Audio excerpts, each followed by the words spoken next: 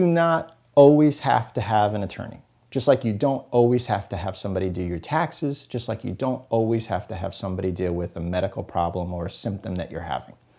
What doctors, lawyers, CPAs, or any other professional bring to the table is their knowledge, their experience, and their understanding of where your particular thing stands within the spectrum of things. Because you're looking at your situation in a vacuum. In other words, you have very little to compare it to if you're calling state to state or friend to friend or neighbor to neighbor or relative to relative. You're comparing your situation maybe with a situation that's totally different in a whole different place.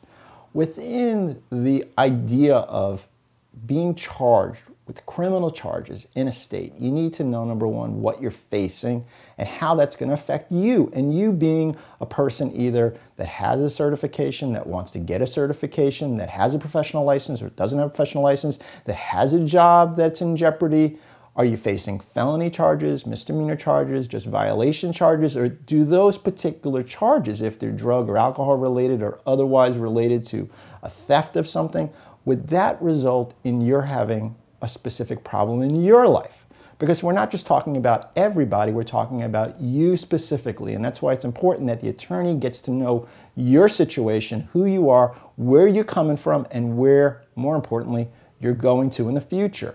Somebody that works at a fast food restaurant that is not going to college, that does not have any professional degrees or certifications, may not care that much if they have a misdemeanor conviction, if they're a criminal on their record. They might not care about that.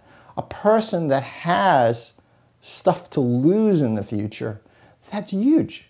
A person that already has a job that's facing a felony conviction, that is a much bigger matter. So when people call somebody for professional advice, they need to be thinking about me as a person. What's the value? What's the value of my situation? What's the value of my future in terms of these charges that are now coming against me? If you have any questions about your criminal case within the state of New York, please feel free to give me a call. I'll be more than happy to discuss it with you.